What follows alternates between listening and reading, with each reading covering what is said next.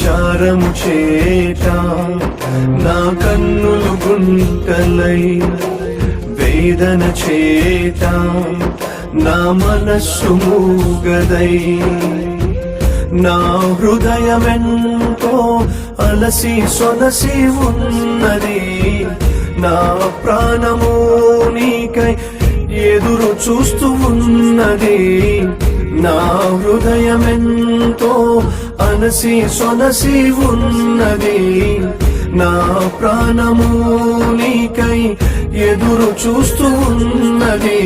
దినమంతయు నేను ప్రార్థించుచు ఉన్నాను, యెహోవా